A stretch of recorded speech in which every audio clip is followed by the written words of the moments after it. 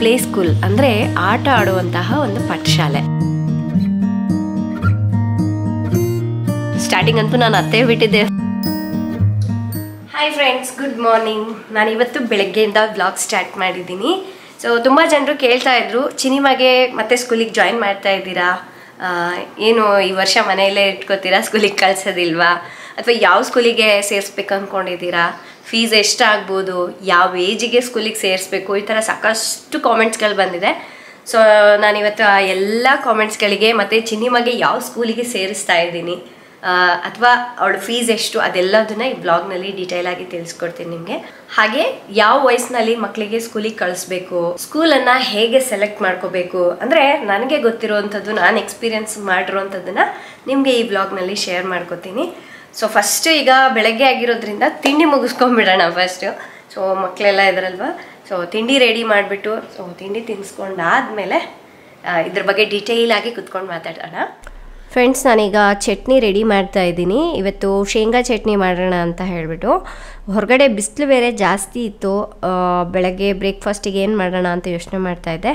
So pongal ಮಾಡಿದ್ರೆ ಚೆನ್ನಾಗಿರುತ್ತೆ, ತಂಪಲ್ವಾ, ಮಕ್ಕಳಿಗೂ ಇಷ್ಟ ಆಗುತ್ತೆ ಆ್ಯಂಡ್ ತಿನ್ನಲಿಕ್ಕೂ ಈಸಿಯಾಗಿರುತ್ತೆ ಅವರಿಗೂ ನಮಗೂ ಅಂಥೇಳಿ ಪೊಂಗಲ್ ಮಾಡಿದ್ದೀನಿ. ಸೊ ಇನ್ನೇನು ಒಗ್ಗರಣೆ ಕೂಡ ರೆಡಿ ಆಯಿತು ನೋಡಿ. ಸೊ ಬಿಸಿ ಬಿಸಿಯಾಗಿ ತಿಂದ್ರೇ ತುಂಬ ಚೆನ್ನಾಗಿರುತ್ತೆ. ಅದ್ರ ಜೊತೆಗೆ ಈ ಶೇಂಗಾ ಚಟ್ನಿ. ಫ್ರೆಂಡ್ಸ್, ಈಗ ತಿಂಡಿ ಅಂತೂ ರೆಡಿ ಆಯಿತು. ಚಿನಿಮಾ ಇವತ್ತು ಲೇಟಾಗಿ ಎದ್ದಿದ್ದಾಳೆ, ಈಗ ತಾನೇ ಎದ್ದಿದ್ದಾಳೆ. ಎದ್ದೊಳದೆ ನೋಡಿ ಆಟಾಡ್ತಿದ್ದಾಳೆ ಅವನ ಜೊತೆ. ಏನು ಮಾಡ್ತಾ ಇರೋದು ನೀವಿಬ್ರಾ?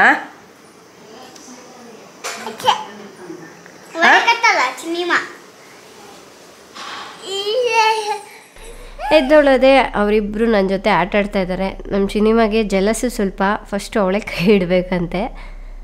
ಅವನೇನಾದರೂ ನನ್ನನ್ನು ಮುಟ್ಟಿದ್ರೆ ಅಥವಾ ಅವಳಿಗಿಂತ ಮುಂದೆ ನನ್ನ ಜೊತೆ ಆಟ ಆಡಿದ್ರೆ ಅವಳಿಗೆ ಸಿಟ್ಟು ಬಂದುಬಿಡತ್ತೆ, ನನ್ನನ್ನು ಬಿಟ್ಬಿಟ್ಟಿದೆಯಲ್ಲ ನೀನು ಅಂತ. ಸೊ ಹೊರಗಡೆ ಬಿಸಿಲಿರೋದ್ರಿಂದ ಕರ್ಕೊಂಡು ಹೋಗ್ತಾ ಇಲ್ಲ. ಸಂಜೆ ಟೈಮ್ನಲ್ಲಿ ಹಾಗೆ ಒಂದು ವಾಕ್ ಕರ್ಕೊಂಡು ಹೋಗ್ತಾ ಇದ್ವಿ. ಬಟ್ ಡೇ ಟೈಮ್ನಲ್ಲಿ ಮಕ್ಕಳು ಮನೇಲಿರೋದು ತುಂಬಾ ಕಷ್ಟ. ಅಪ್ಪ, ಇವೆರಡು ಮಕ್ಕಳನ್ನ ನೋಡ್ಕೊಳ್ಳೋದು ಎಷ್ಟು ಡಿಫಿಕಲ್ಟ್ ಗೊತ್ತಾ. ಅಂದರೆ ಪದೇ ಪದೇ ಹೊರಗಡೆ ಹೋಗ್ತಾರೆ. ನಾವು ಬಾಗಿಲು ಓಪನ್ ಮಾಡಿಟ್ಟಿರ್ತೀವಿ ಗಾಳಿ ಬರಲಿ ಅಂತ, ಅದು ಯಾವಾಗ ಹೋಗಿರ್ತಾರೇನೋ ಹೋಗಿಬಿಟ್ಟಿರ್ತಾರೆ. ಅದಕ್ಕೆ ಭಯ ಆಗುತ್ತೆ. ಅದಕ್ಕಾಗಿ ಹೆಚ್ಚಾಗಿ ಟೈಮ್ ಕೊಡ್ತಾಯಿದ್ದೀನಿ ನಾನು. ಅವ್ರ ಜೊತೆ ಆಟ ಆಡೋದು, ಟೈಮ್ ಸ್ಪೆಂಡ್ ಮಾಡೋದು, ಡ್ರಾಯಿಂಗ್ ಮಾಡಿಸೋದು, ಈ ಥರ ಎಲ್ಲ ಹೇಳ್ತಾ ಇದ್ದೀನಿ. ಚಿನಿಮಾ ಔಟ್, ನಡಿ ಔಟ್, ಚಿನಿಮಾ ಔಟ್. ಅದಾದಮೇಲೆ ಇವಳು ಹೋಗ್ಬಿಟ್ಟು ಬಾಲ್ ಎತ್ಕೊಂಬಂದ್ಲು. ಬಾಲ್ ಆಡೋಣ ಫಸ್ಟು ಅಂತ ಹೇಳ್ಬಿಟ್ಟು ಆ ಆಟ ಮುಗೀತು. ಈಗ ಬಾಲ್ ಆಡೋ ಆಟ.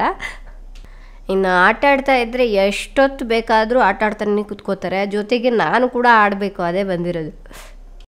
ಇನ್ನೂ ಇವರಿಬ್ಬರದು ಸ್ನಾನ ಕೂಡ ಮುಗ್ದಿಲ್ಲ. ಸೊ ಈಗ ತಿಂಡಿ ಮುಗಿಸ್ಕೊಂಡಾದ್ಮೇಲೆ ಸ್ವಲ್ಪ ಹೊತ್ತು ಬಿಟ್ಬಿಟ್ಟು ಸ್ನಾನ ಮಾಡಿಸ್ಬೇಕು. ಸೊ ಇವರಿಗೆ ತಿಂಡಿ ತಿನ್ಸ್ಕೊಂಡು ಬಂದು ಮತ್ತೆ ಈ ವ್ಲಾಗ್ನ ನಾನು ಕಂಟಿನ್ಯೂ ಮಾಡ್ತೀನಿ. ಫ್ರೆಂಡ್ಸ್, ಮಕ್ಕಳ ಚರ್ಮ ತುಂಬ ಡೆಲಿಕೇಟ್ ಆಗಿರುತ್ತೆ. ಅದು ಅಲ್ಲದೆ ಈಗ ವಾತಾವರಣ ಚೇಂಜ್ ಆಗ್ತಾ ಇರುತ್ತಲ್ವ, ಅದೇ ರೀತಿಯಾಗಿ ನಾವು ಅವ್ರನ್ನ ಕೇರ್ ಮಾಡಬೇಕು. ಸ್ಕಿನ್ ತುಂಬ ಡ್ರೈ ಆಗ್ತಾ ಇರುತ್ತೆ, ಯಾವಾಗಲೂ ಹೈಡ್ರೇಟ್ ಆಗಿರುವಂತೆ ನೋಡ್ಕೋಬೇಕು. ಅದು ಅಲ್ಲದೆ ತುಂಬ ಜನರು ನನಗೆ ಕೇಳ್ತಾ ಇದ್ರು, ಚಿನಿಮಾಗೆ ನೀವು ಯಾವುದು ಸೋಪ್ ಯೂಸ್ ಮಾಡ್ತೀರಾ ಅಂತ. ನಾನಿಲ್ಲಿ ಮಮಾ ಅರ್ತ್ ಅವರ cocoa soft bathing bar for babies ಅನ್ನೋ ಸೋಪ್ನ ಯೂಸ್ ಮಾಡ್ತೀನಿ. ನೀವು ಈ ಸೋಪ್ನ ಬರೀ ಮುಖಕ್ಕೆ ಮಾತ್ರ ಅಲ್ಲ, ಮೈಗೂ ಸಹ ಯೂಸ್ ಮಾಡ್ಬೋದು. ನಾನು ನಮ್ಮ ಚಿನಿಮಾಗೆ ಅದನ್ನೇ ಯೂಸ್ ಮಾಡ್ತೀನಿ, ಫೇಸ್ಗೂ ಕೂಡ ಯೂಸ್ ಮಾಡ್ತೀನಿ. ಇದನ್ನು ಕೊಕೊನೆಟ್ ಆಯಿಲ್, ಟರ್ಮರಿಕ್ ಮತ್ತು ಗ್ಲಿಸರಿನನ್ನು ಬಳಸಿ ತಯಾರಿಸಿರ್ತಾರೆ. ಇದು ಡ್ರೈನೆಸ್ಸನ್ನು ಹೋಗಲಾಡಿಸುತ್ತೆ. ಇದರಲ್ಲಿ pH ಲೆವೆಲ್ಸ್ ಬಂದು 5.5 ಇರುತ್ತೆ. ಮಗುವಿನ ಚರ್ಮದ ಆರೋಗ್ಯವನ್ನು ಇದು ಇಂಪ್ರೂವ್ ಮಾಡುತ್ತೆ. ಅರಿಶಿಣದಲ್ಲಿರುವಂತಹ ಆ್ಯಂಟಿ ಬ್ಯಾಕ್ಟೀರಿಯಲ್ ಪ್ರಾಪರ್ಟೀಸ್ ಇನ್ಫೆಕ್ಷನನ್ನು ದೂರವಿಡುತ್ತೆ. ಮತ್ತು ಇದರಲ್ಲಿರುವಂತಹ ಗ್ಲಿಸರಿನ್ ಚರ್ಮದ ಮಾಯ್ಶ್ಚರನ್ನು ಕಾಪಾಡುತ್ತೆ. ಒಳ್ಳೆ ಕ್ರೀಮಿ ಫಾರ್ಮುಲಾವನ್ನು ಹೊಂದಿದೆ. ಮತ್ತು ಇದರಲ್ಲಿರುವಂತಹ ಕೊಕೊನೆಟ್ ಆಯಿಲ್ ಇಂಪ್ಯೂರಿಟೀಸನ್ನು ಕ್ಲೀನ್ ಮಾಡುತ್ತೆ. ಇದು ಮೇಡ್ ಸೇಫ್ ಸರ್ಟಿಫೈಡ್ ಆಗಿದೆ. ಟಾಕ್ಸಿನ್ಸ್, ಕೆಮಿಕಲ್ಸ್ ಏನೂ ಇರೋದಿಲ್ಲ. ಹಾಗೆ ಇದರಲ್ಲಿ ಹಾರ್ಶ್ ಫ್ರೇಗ್ರೆನ್ಸ್ ಕೂಡ ಇರೋದಿಲ್ಲ. ಫ್ರೆಂಡ್ಸ್, ನಿಮಗೂ ಕೂಡ ಈ ಬಾತಿಂಗ್ ಬಾರ್ ಬೇಕು ಅಂದರೆ ನಾನು ಕೆಳಗಡೆ ಡಿಸ್ಕ್ರಿಪ್ಷನಲ್ಲಿ ಲಿಂಕ್ ಕೊಟ್ಟಿರ್ತೀನಿ. ನಿಮಗೆ ಅಮೆಝಾನ್, ಫ್ಲಿಪ್ಕಾರ್ಟ್ ಮತ್ತು ನೈಕಾನಲ್ಲಿ ಕೂಡ ಸಿಗುತ್ತೆ.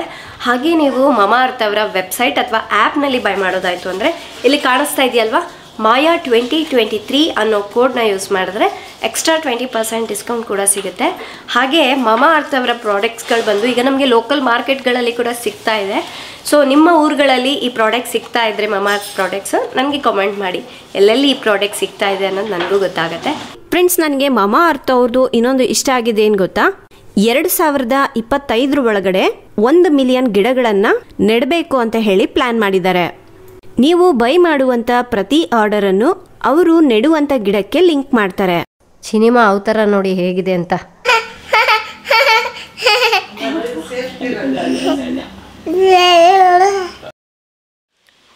ಫ್ರೆಂಡ್ಸ್, ಈಗ ಮಕ್ಕಳಿಗೆಲ್ಲರಿಗೂ ಸಮ್ಮರ್ ಹಾಲಿಡೇಸ್ ಕೊಟ್ಟಿದ್ದಾರೆ. ಇನ್ನು ಕೆಲವು ದಿವಸಗಳಲ್ಲಿ ಸ್ಕೂಲ್ ಸ್ಟಾರ್ಟ್ ಆಗಿಬಿಡುತ್ತಲ್ವಾ, ಮಕ್ಕಳಿಗೆ ಸ್ಕೂಲ್ಗೆ ಜಾಯಿನ್ ಮಾಡ್ತಾ ಇರ್ತಾರೆ.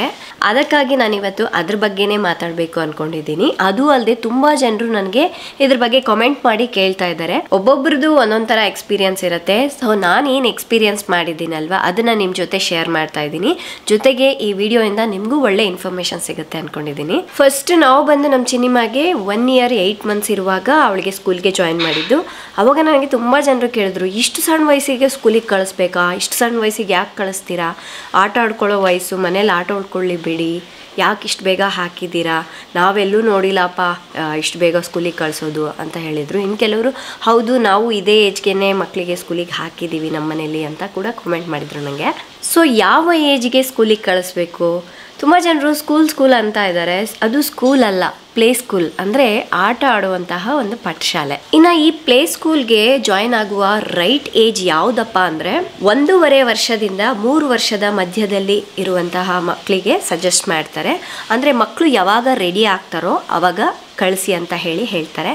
ರೆಡಿ ಆಗೋದಂದರೆ ಈಗ ನೋಡಿ, ತುಂಬ ಜನರು ಮಕ್ಕಳು ಪೇರೆಂಟ್ಸ್ಗೆ ತುಂಬ ಅಟ್ಯಾಚ್ ಆಗಿರ್ತಾರೆ, ಬಿಟ್ಟಿರೋದೇ ಇಲ್ಲ. ಸ್ವಲ್ಪ ಬಿಟ್ಬಿಟ್ರೆ ಹಠ ಮಾಡೋದು, ಅಳೋದು, ಈ ಥರ ಎಲ್ಲ ಮಾಡ್ತಾ ಇರ್ತಾರೆ. ಈಗ ನಾವೇ ನಮ್ಮ ಚಿನಿಮಾಗೆ ಫಸ್ಟ್ ಡೇ ಸ್ಕೂಲ್ ಜಸ್ಟ್ ನೋಡೋಣ ಅಂತ ಹೇಳಿ ಕರ್ಕೊಂಡೋದ್ವಿ. ಅಲ್ಲಿ ಅವಳು ಬಿಟ್ಟು ಬರಲಿಕ್ಕೆ ಇಷ್ಟ ಇಲ್ಲ. ಅಲ್ಲಿರೋ ಆಟ ಸಾಮಾನಾಗಿರ್ಬೋದು, ಅಲ್ಲಿ ಮಕ್ಕಳ ಜೊತೆ ಆಟ ಆಡೋದಾಗಿರ್ಬೋದು, ಅವಳೇ ಸ್ವಂತ ಆಟ ಆಡೋದಾಗಿರ್ಬೋದು, ಅದೆಲ್ಲ ನೋಡಿರ್ಬೋದು ನೀವು. ಆ ವಿಡಿಯೋ ಕೂಡ ಅಪ್ಲೋಡ್ ಮಾಡಿದ್ದೀನಿ. ಅವಳಿಗೆ ಅಲ್ಲಿಂದ ಬಿಟ್ಟು ಬರೋಕ್ಕೆ ಇಷ್ಟ ಇಲ್ಲ. ನಾನು ಎಷ್ಟು ಕರೆದ್ರೂ ಕೂಡ ಬರ್ತಾನೆ ಇರಲಿಲ್ಲ. ಆ ಟೈಮ್ನಲ್ಲಿ ಅವಳಿಗೆ ಆ ವಾತಾವರಣ ಇಷ್ಟ ಆಗಿಬಿಟ್ಟು ಅದನ್ನು ನೋಡಿಬಿಟ್ಟು ಅವ್ರು ಹೇಳಿದ್ರು, ನೋಡಿ ನಿಮ್ಮ ಚಿನಿಮಾಗೆ ಈ ವಾತಾವರಣ ಇಷ್ಟ ಆಗಿದೆ, ಈಗ ಪ್ಲೇ ಸ್ಕೂಲ್ಗೆ ಅವಳು ರೆಡಿ ಆಗಿದ್ದಾಳೆ, ನೀವು ಜಾಯಿನ್ ಮಾಡಿಸ್ಬೋದು ಅಂತ ಹೇಳಿದ್ರು. ಅದಕ್ಕಿಂತ ಮುಂಚೆ ನಾನು ಒಂದು ಶಾಪಿಂಗ್ ಮಾಲ್ಗೆ ಕರ್ಕೊಂಡೋಗಿದ್ದೆ. ಅಲ್ಲಿ ಕೂಡ ಆಟ ಸಾಮಾನೆಲ್ಲ ಇಟ್ಟಿರ್ತಾರಲ್ವ. ಸೊ ಅಲ್ಲಿ ಆಡ್ತಾಳೇನೋ ಅಂತ ಹೇಳಿ ಬಿಟ್ಟರೆ ಅವಳು ಹೋಗ್ತಾನೆ ಇರಲಿಲ್ಲ, ನನ್ನ ಹತ್ರನೇ ಬರ್ತಾ ಇದ್ಲು. ಅವಳಿಗೆ ಇಷ್ಟನೂ ಆಗ್ತಾ ಇರಲಿಲ್ಲ ಆಡಲಿಕ್ಕೆ. ಅದಾದಮೇಲೆ ಕೆಲವು ತಿಂಗಳುಗಳಾದಮೇಲೆ ಅವಳಿಗೆ ಸ್ಕೂಲಿಗೆ ನಾನು ಜಸ್ಟ್ ನೋಡೋಣ ಅಂತ ಹೇಳಿ ಕರ್ಕೊಂಡೋದೆ. ಬಟ್ ಅವಳಿಗೆ ಅಲ್ಲಿ ಆಟ ಆಡೋದು, ಅಲ್ಲಿರೋದು ಅದೆಲ್ಲ ಸ್ವಲ್ಪ ಇಷ್ಟ ಆಯಿತು, ಗೊಂಬೆಗಳ ಜೊತೆ ಆಡೋದೆಲ್ಲ. ಅವಳು ಆ ಸ್ಕೂಲಲ್ಲಿ ಇರೋದು ನೋಡಿ ನನಗೆ ಒಂಥರ ಧೈರ್ಯ ಬಂತು. ಅಪ್ಪ ಬಿಡ್ಬೋದು ಪ್ಲೇ ಸ್ಕೂಲ್ಗೆ, ಅವಳು ಇರ್ತಾಳೆ, ನಮ್ಮನ್ನು ಬಿಟ್ಬಿಟ್ಟು ಕೆಲವು ಸಮಯ ಇರ್ತಾಳೆ ಅಂತ ಹೇಳಿ ಅನ್ನಿಸ್ತು. ಸೊ ಇದು ನಾನು ಎಕ್ಸ್ಪೀರಿಯನ್ಸ್ ಮಾಡಿರೋ ಅಂಥದ್ದು. ಅದಕ್ಕಾಗಿ ಆ ಟೈಮ್ನಲ್ಲಿ ಅವಳಿಗೆ ಸ್ಕೂಲಿಗೆ ಜಾಯಿನ್ ಮಾಡಿಸಿದ್ವಿ. ಸೊ ನೀವು ಕೂಡ ನಿಮ್ಮ ಮಕ್ಕಳಿಗೆ ಒಂದು ವೇಳೆ ಅದೇ ಏಜ್ ಇತ್ತು ಅಂದರೆ ಒಂದ್ಸಲ ಕರ್ಕೊಂಡು ಹೋಗಿ. 1.5 ವರ್ಷ ಮಕ್ಕಳು ಎಲ್ಲ ಇರ್ತಾರಲ್ವ, ಕರ್ಕೊಂಡು ಹೋದಾಗ ಮಕ್ಕಳಿಗೆ ಪ್ಲೇ ಸ್ಕೂಲ್ಗೆ ಜಾಯಿನ್ ಮಾಡ್ಬೋದಾ ಇಲ್ಲ ಅಂತ ಹೇಳಿ ನಿಮಗೂ ಒಂದು ಐಡಿಯಾ ಬರುತ್ತೆ. ಇನ್ನೊಂದೇನು ಗೊತ್ತಾ, ಪ್ಲೇ ಸ್ಕೂಲ್ಗೆ ಯಾಕೆ ಜಾಯಿನ್ ಮಾಡಿಸ್ಬೇಕು, ಎಂಥವ್ರು ಜಾಯಿನ್ ಮಾಡಿಸ್ತಾರೆ ಅಂದರೆ, ಈಗ ನೋಡಿ ಕೆಲವೊಂದು ಮನೆಗಳಲ್ಲಿ ತಂದೆ ತಾಯಿ ಇಬ್ಬರೂ ಕೆಲಸ ಮಾಡ್ತಾ ಇರ್ತಾರೆ. ಸೊ ಆ ಟೈಮ್ನಲ್ಲಿ ಮಕ್ಕಳ ಜೊತೆ ಆಟಾಡೋಕ್ಕೆ ಅಥವಾ ಟೈಮ್ ಸ್ಪೆಂಡ್ ಮಾಡಲಿಕ್ಕೆ, ಅವ್ರಿಗೆ ಹೇಳ್ಕೊಡ್ಲಿಕ್ಕೆ ಅಷ್ಟಾಗಿ ಟೈಮ್ ಇರೋದಿಲ್ಲ. ಈಗ ನೋಡಿ, ಬರೀ ಟಾಯ್ಸು ಅದು ಇದು ತಂದು ಕೊಟ್ಟರೆ ಅಲ್ಲ, ಅದನ್ನು ಹೇಗೆ ಆಡಬೇಕು ಅನ್ನೋದು ಕೂಡ ಹೇಳ್ಕೊಡ್ಬೇಕು. ಇಲ್ಲ ಅಂತ ಹೇಳಿದ್ರೆ ಅವ್ರಿಗೆ ಇಷ್ಟ ಬಂದಂಗೆ ಸುಮ್ಮನೆ ಅದನ್ನು ಇಟ್ಕೊಂಡು ಆಟಾಡ್ತಾ ಇರ್ತಾರೆ. ಈಗ ನೋಡಿ, ರಿಂಗ್ಸ್ ಇರುತ್ತೆ, ಅದನ್ನು ಯಾವ ರೀತಿ ಹಾಕಬೇಕು, ಮಣಿಗಳಿರುತ್ತೆ ಯಾವ ಥರ ಪೋಣಿಸ್ಬೇಕು, ಕಲರ್ಸ್ ಇರುತ್ತೆ ಯಾವ ಥರ ಆಟ ಆಡಬೇಕು, ಅದೆಲ್ಲದನ್ನ ಹೇಳ್ಕೊಡ್ಬೇಕು. ಇಲ್ಲ ಅಂತ ಹೇಳಿದ್ರೆ ಅವ್ರು ಇಷ್ಟ ಬಂದಂಗೆ ಆಡ್ತಾ ಇರ್ತಾರೆ, ಯಾವುದನ್ನ ಯಾವ ಥರ ಆಡ್ಬೇಕು ಅನ್ನೋದು ಗೊತ್ತಿರೋದಿಲ್ಲ. ಅಂಥವ್ರಿಗೆ ಪ್ಲೇ ಸ್ಕೂಲ್ ಹೆಲ್ಪ್ ಆಗುತ್ತೆ ಅಂತ ಹೇಳಿ ನಾನು ಅನ್ಕೊತೀನಿ. ಯಾಕೆ ಅಂದರೆ ಅಲ್ಲಿ ಯಾವ ವಸ್ತುಗಳ ಜೊತೆ ಹೇಗೆ ಆಟ ಆಡಬೇಕು ಅದನ್ನೆಲ್ಲದನ್ನ ಹೇಳ್ಕೊಡ್ತಾ ಇರ್ತಾರೆ. ಜೊತೆಗೆ ಅಲ್ಲಿ ಮಕ್ಕಳಿಗೆ ಫ್ರೆಂಡ್ಸ್ ಇರ್ತಾರೆ ಸುತ್ತಮುತ್ತಲು, ಒಬ್ರು ನೋಡಿ ಒಬ್ರು ಕಲಿತಾ ಇರ್ತಾರಲ್ವ ಮಕ್ಕಳು. ಸೊ ಜೊತೆಗೆ ಅವ್ರಿಗೆ ಫ್ರೆಂಡ್ಸ್ ಸಿಗ್ತಾರೆ. ಈಗ ಉದಾಹರಣೆಗೆ ಹೇಳಬೇಕು ಅಂದರೆ ನಮ್ಮ ಚಿನಿಮಾ ಏಜಿನ ಮಕ್ಕಳು ಇಲ್ಲಿ ಯಾರೂ ಇಲ್ಲ, ಎಲ್ಲರೂ ದೊಡ್ಡವರೇ. ಅವ್ರ ಹತ್ರ ಇವಳು ಹೋಗೋದು ಇಲ್ಲ ಆಟ ಆಡೋಕ್ಕೆ. ಆ ಮಕ್ಕಳಿಗೂ ಸ್ವಲ್ಪ ಏಜ್ ಡಿಫ್ರೆನ್ಸ್ ಆಗತ್ತಲ್ವ, ಇವಳ ಜೊತೆ ಆಟ ಆಡೋದಿಲ್ಲ.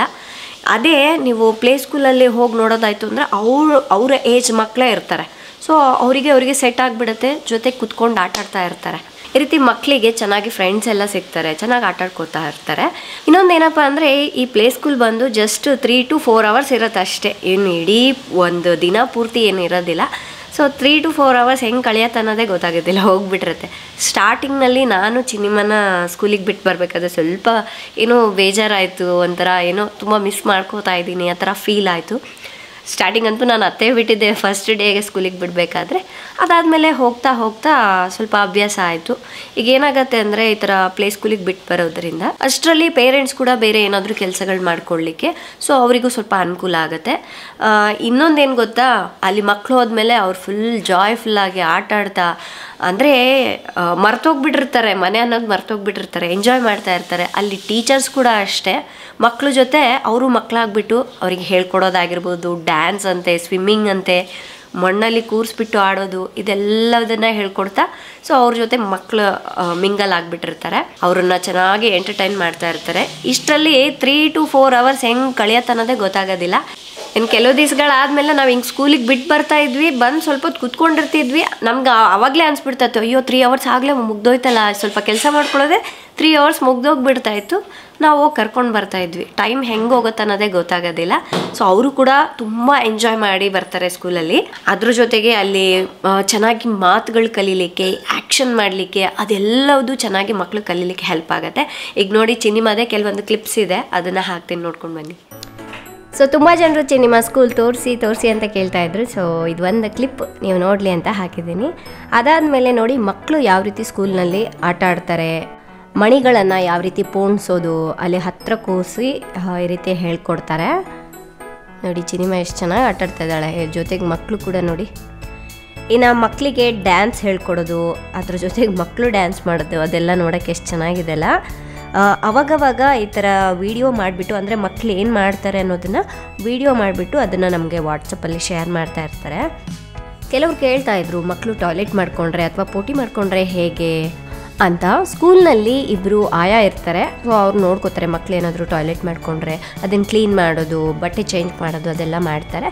ಅದಕ್ಕಾಗಿ ಒಂದು ಎಕ್ಸ್ಟ್ರಾ ಪೇರ್ ಡ್ರೆಸ್ಸು ಬ್ಯಾಗಲ್ಲಿ ಇಟ್ಟು ಕಳಿಸಿ ಅಂತ ಹೇಳಿರ್ತಾರೆ. ಇನ್ ಕೇಸ್ ಏನಾದರೂ ಗಲೀಜು ಮಾಡಿಕೊಂಡ್ರೆ ಬೇಕಲ್ವ, ಅದನ್ನು ಆಯಾ ಕ್ಲೀನ್ ಮಾಡಿಬಿಟ್ಟು ಬೇರೆ ಬಟ್ಟೆನ ಹಾಕ್ತಾರೆ. ಇನ್ನು ಮಕ್ಕಳಿಗೆ ಸಾಂಗ್ಸ್ ಹೇಳ್ಕೊಡೋದು, ನೋಡಿ ಈ ಥರ ಪ್ರಾಣಿಗಳು ಯಾವುದಿದು, ಇದು ಹೇಗೆ ಸೌಂಡ್ ಮಾಡುತ್ತೆ, ಈ ಥರ ಚಿಕ್ಕ ಪುಟ್ಟದನ್ನೆಲ್ಲ ಮಕ್ಳಿಗೆ ಹೇಳ್ಕೊಡ್ತಾರೆ. ಮಕ್ಳಿಗೆ ಇಷ್ಟ ಆಗತ್ತೆ ಇಂಥದ್ದೆಲ್ಲ.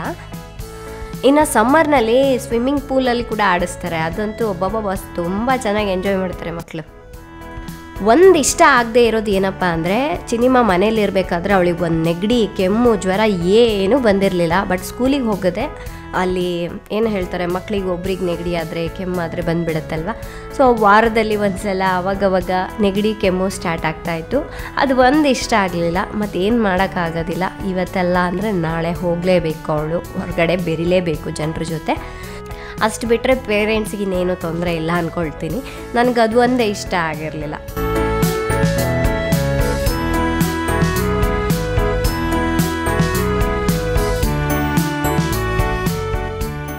ಇನ್ನೊಂದು ತುಂಬ ಜನರು ಕೇಳೋದೇನಪ್ಪ ಅಂದರೆ, ಯಾವ ಸ್ಕೂಲಿಗೆ ಸೇರಿಸ್ಬೇಕು ನಮ್ಮ ಮಕ್ಕಳನ್ನ ಹೇಳಿ ನಮಗೂ ಅಂತ ಕೇಳ್ತಾ ಇರ್ತಾರೆ.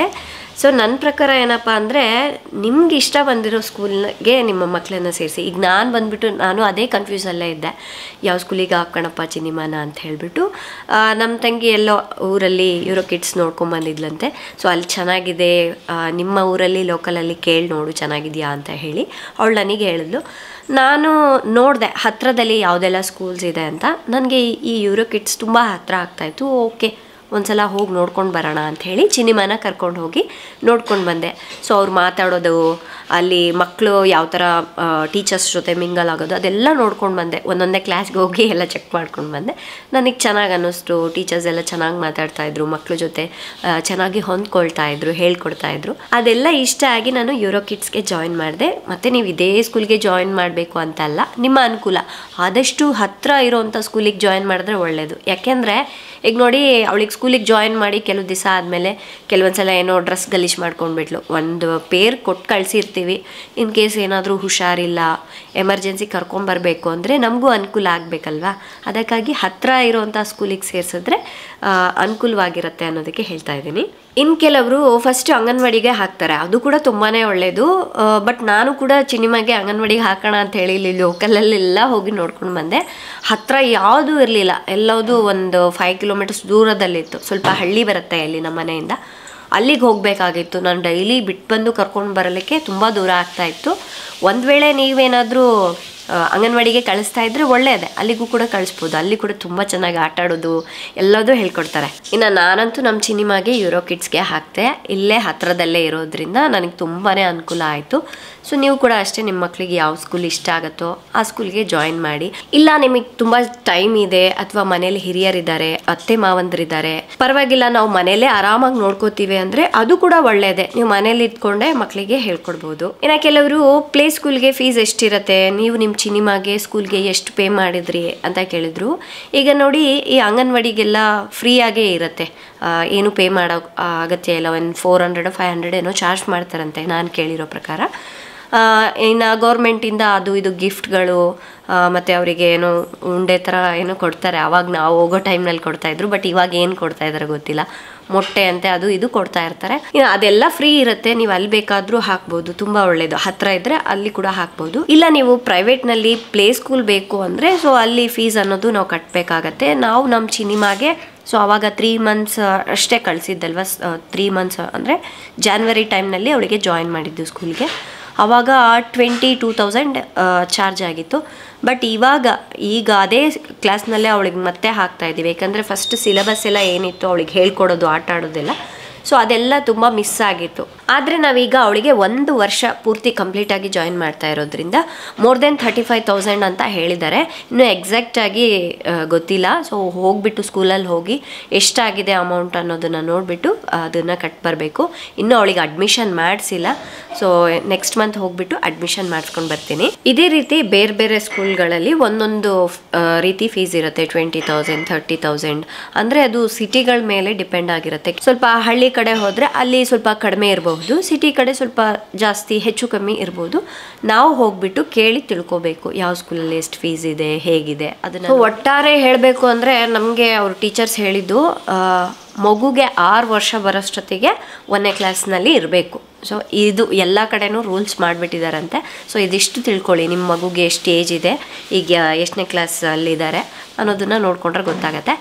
ಆ್ಯಂಡ್ ಫಸ್ಟ್ ಸ್ಟಾರ್ಟಿಂಗ್ನಲ್ಲಿ ಚಿನಿಮಾ ಸ್ಕೂಲಿಗೆ ಹೋಗೋಕ್ಕೆ ಸ್ವಲ್ಪ ಹಠ ಮಾಡಿದ್ಲು. ಎಲ್ಲ ಮಕ್ಕಳು ಅಷ್ಟೇ ಹೊಂದ್ಕೊಳ್ಳೋದಿಲ್ಲ. ಕೆಲವು ಮಕ್ಕಳು ಬೇಗ ಅಡ್ಜಸ್ಟ್ ಆಗಿಬಿಡ್ತಾರೆ, ಕೆಲವು ಮಕ್ಕಳು ಅಡ್ಜಸ್ಟ್ ಆಗಲ್ಲ ಅಂತ ಹೇಳಿದ್ರು. ನಮ್ಮ ಚಿನಿಮಾ ಅಡ್ಜಸ್ಟ್ ಆಗಲಿಕ್ಕೆ ಸ್ಕೂಲ್ಗೆ 1 month ಹಿಡಿತು. ಅವಳು ಕರೆಕ್ಟಾಗಿ ಹೋಗಲಿಕ್ಕೆ ಇಂಟ್ರೆಸ್ಟ್ ಕೊಟ್ಬಿಟ್ಟು ಕೆಲವು ದಿವಸ ಆದಮೇಲೆ ಅವಳಿಗೆ ಡ್ಯಾನ್ಸ್ ಎಲ್ಲ ಹೇಳ್ಕೊಡೋದು ಅದೆಲ್ಲ ಮಾಡಿದ್ರಲ್ವ, ಅವಳಿಗೆ ತುಂಬ ಇಂಟ್ರೆಸ್ಟ್ ಬಂದುಬಿಡ್ತು. ಡ್ಯಾನ್ಸ್ ಅಂದರೆ ತುಂಬ ಇಷ್ಟ ಚಿನಿಮಾಗೆ. ಹಾಗಾಗಿ ನಾವು ಇನ್ನೂ ಕಾರ್ ಇಳಿಯಂಗೆ ಇಲ್ಲ. ಇಲ್ಲಿ ಮನೇಲಿ ಇರಬೇಕಾದ್ರೇ ರಾಜು ವಾಚ್ ತೋರಿಸ್ಬಿಟ್ಟು ಟೈಮ್ ಆಯಿತು ಅಂತ ಹೇಳ್ತಾಳೆ. ಆ್ಯಂಡ್ ಯೂನಿಫಾರ್ಮ್ ಥರದೇ ಓಕೆ, ಆರಾಮಾಗಿ ಅವಳೇ ಹಾಕ್ಕೊಳ್ಳೋಕ್ಕೆ ಇಂಟ್ರೆಸ್ಟ್ ಕೊಟ್ಟು ಬಟ್ಟೆ ಹಾಕಿಸ್ಕೋತಾಳೆ. ಸೊ ಆ ರೀತಿಯಾಗಿ ಮಕ್ಕಳಿಗೆ ಇಂಟ್ರೆಸ್ಟ್ ಬರುತ್ತೆ ಕೆಲವು ದಿವಸಗಳ ಆದಮೇಲೆ. ಇವಾಗ ಏನು ತೊಂದರೆ ಇಲ್ಲಪ್ಪ, ಆರಾಮಾಗಿ ಸ್ಕೂಲಿಗೆ ಹೋಗಬೇಕು ಅಂದರೆ ಹೋಗಿ ಬರ್ತಾಳೆ. ಅಡ್ಜಸ್ಟ್ ಆಗ್ಲಿಕ್ಕೆ ಸ್ವಲ್ಪ ಟೈಮ್ ಬೇಕಷ್ಟೆ. ಇನ್ನು ಈ ಪ್ಲೇ ಸ್ಕೂಲ್ಗೆ ಕಳಿಸಿರೋದ್ರಿಂದ ನನಗೇನು ಇಷ್ಟ ಆಯಿತು ಅಂದರೆ ಮಕ್ಕಳಿಗೆ ವಾರಕ್ಕೊಂದ್ಸಲ ಒಂದು ಹೊಸ ಆಟ ಸಾಮಾನೆಲ್ಲ ಕೊಟ್ಟು ಕಳಿಸ್ತಾರೆ. ಅವಳು ಅದನ್ನು ತಂದುಬಿಟ್ಟು ಖುಷಿ ಪಡ್ತಾ ನಮಗೆಲ್ಲ ತೋರಿಸಿ ಹೇಳ್ತಾಳೆ, ಇದು ನೋಡಿ ಇದು ಟಾಯ್ ಇದು ಅಂತ ಹೇಳ್ಬಿಟ್ಟು. ಅದು ನೋಡೋಕ್ಕೆಲ್ಲ ಚೆನ್ನಾಗಿರುತ್ತೆ. ಅವಾಗವಾಗ ಕಾಸ್ಟ್ಯೂಮ್ಸ್ ಎಲ್ಲ ಹಾಕಿ ರೆಡಿ ಮಾಡೋದಾಗಿರ್ಬೋದು, ಯೆಲ್ಲೋ ಡೇ, ರೆಡ್ ಡೇ ಅದು ಇದು ಮಾಡ್ತಾ ಇರ್ತಾರೆ. ನಾವು ಅವ್ರಿಗೆ ರೆಡಿ ಮಾಡಿ ಕಳಿಸೋದು, ಅಥವಾ ಪೇಂಟಿಂಗಿಗೆ ಅಂತ ಹೇಳಿ ಕೆಲವೊಂದು ವಸ್ತುಗಳನ್ನೆಲ್ಲ ಕೊಟ್ಟು ಕಳಿಸ್ತಾರೆ. ಅವಳು ಪೇಂಟಿಂಗ್ ಮಾಡೋದೆಲ್ಲ ನೋಡೋದು, ಜೊತೆಗೆ ನಾವು ಪೇಂಟಿಂಗ್ ಮಾಡೋದು, ಮತ್ತು ಮಾತಾಡೋದು, ಹೊಸ ಪದಗಳನ್ನು ಮಾತಾಡಲಿಕ್ಕೆ ಟ್ರೈ ಮಾಡೋದು, ಮಕ್ಕಳ ಜೊತೆ ಎಂಜಾಯ್ ಮಾಡೋದು, ಫ್ರೆಂಡ್ಶಿಪ್ ಮಾಡೋದು, ಅದೆಲ್ಲ ತುಂಬ ಚೆನ್ನಾಗಿರುತ್ತೆ. ಸೊ ಇದೆಲ್ಲ ನೋಡಿದ್ಮೇಲೆ ನನಗೆ ಪ್ಲೇ ಸ್ಕೂಲ್ಗೆ ಕಳಿಸಿರೋದ್ರಿಂದ ಒಳ್ಳೆ ಸ್ಯಾಟಿಸ್ಫ್ಯಾಕ್ಷನ್ ಅನ್ನಿಸ್ತು. ಅವಳು ಕೂಡ ಚೆನ್ನಾಗಿ ಆಟ ಆಡ್ತಾಳೆ, ಚೆನ್ನಾಗಿ ಹೊಂದ್ಕೊತಾಳೆ, ಅದೆಲ್ಲ ನೋಡ್ಲಿಕ್ಕೆ ತುಂಬ ಖುಷಿ ಆಗುತ್ತೆ. ಇನ್ನು ಕೆಲವೊಬ್ಬರು ಪೇರೆಂಟ್ಸ್ ನನಗೆ ಕೇಳ್ತಾ ಇರ್ತಾರೆ ಕಾಮೆಂಟ್ಸ್ ಮಾಡಿ, ಚಿನಿಮಾ ಸ್ಕೂಲ್ ಎಲ್ಲಿ ಬರುತ್ತೆ, ನಾವು ಅಲ್ಲೇ ಸ್ಕೂಲಿಗೆ ಜಾಯಿನ್ ಮಾಡಿಸ್ತೀವಿ ನಮ್ಮ ಮಕ್ಕಳನ್ನ ಹೇಳಿ ಅಂತ ಕೇಳ್ತಾಯಿದ್ರು. ನಾನು ಸ್ಕ್ರೀನ್ ಮೇಲೆ ಅವರ ಸ್ಕೂಲ್ ಅಂದರೆ ಯೂರೋ ಕಿಡ್ಸ್ ಸ್ಕೂಲ್ ಇದೆ ಅಲ್ವಾ, ಸೊ ಸ್ಕೂಲ್ ಟೀಚರ್ ನಂಬರ್ ಕೊಟ್ಟಿರ್ತೀನಿ. ಅವ್ರ ಹೆಸರು ಸ್ಮಿತಾ ಮೇಡಮ್ ಅಂತ. ಸೊ ನೀವು ಅವ್ರಿಗೆ ಕಾಲ್ ಮಾಡಿ ಕೇಳ್ಬೋದು, ನಿಮ್ಗಿನ್ನೂ ಏನಾದರೂ ಡೌಟ್ಸ್ ಇದ್ದರೆ ಕೇಳ್ಬೋದು. ಅಥವಾ ನಿಮಗೆ ಒಳ್ಳೆ ಸ್ಕೂಲ್ ಅಲ್ಲೇ ಹತ್ತಿರದಲ್ಲಿದ್ದರೆ ನಿಮ್ಮ ಮಕ್ಕಳನ್ನು ಕೂಡ ಜಾಯಿನ್ ಮಾಡ್ಬೋದು. ಚಿನಿಮಾ ಅವ್ರ ಸ್ಕೂಲ್ ಬಂದುಬಿಟ್ಟು ಇಲ್ಲೇ JP ನಗರದಲ್ಲಿದೆ, ಮೈಸೂರು. ಸೊ ಯಾರೆಲ್ಲ ಮೈಸೂರಲ್ಲಿ ಇದ್ದೀರಾ ಹತ್ತಿರದಲ್ಲಿ, ನಿಮ್ಮ ಮಕ್ಕಳಿಗೂ ಒಂದು ವೇಳೆ ಜಾಯಿನ್ ಮಾಡಬೇಕು ಅಂದ್ಕೊಂಡ್ರೆ ಅವ್ರ ಹತ್ರ ಒಂದ್ಸಲ ಮಾತಾಡಿ, ಇನ್ನು ನಿಮ್ಗೇನಾದರೂ ಡೌಟ್ಸ್ ಇರುತ್ತಲ್ವ, ಸೊ ಅದನ್ನೆಲ್ಲ ಕ್ಲಿಯರ್ ಮಾಡ್ಕೊಳ್ಳಿ. ಅಥವಾ ನೀವೇ ಒಂದ್ಸಲ ಹೋಗಿ ಸ್ಕೂಲ್ ಹತ್ರ ಹೋಗಿ ಅವ್ರನ್ನ ಮೀಟ್ ಮಾಡಿ. ಸೊ ಇವತ್ತಿನ ವಿಡಿಯೋ ಅಂತೂ ತಮ್ಮೆಲ್ಲರಿಗೂ ಯೂಸ್ಫುಲ್ ಆಗಿದೆ ಅಂದ್ಕೊಳ್ತಾ ಇದ್ದೀನಿ. ಇಷ್ಟ ಆದರೆ ಪ್ಲೀಸ್ ಲೈಕ್ ಮಾಡಿ, ಶೇರ್ ಮಾಡಿ. ನಾಳೆ ಇನ್ನೊಂದು ಹೊಸ ವಿಡಿಯೋದೊಂದಿಗೆ ಮತ್ತೆ ಸಿಗೋಣ. ಅಲ್ಲಿವರೆಗೂ ಟೇಕ್ ಕೇರ್, ಬಾಯ್.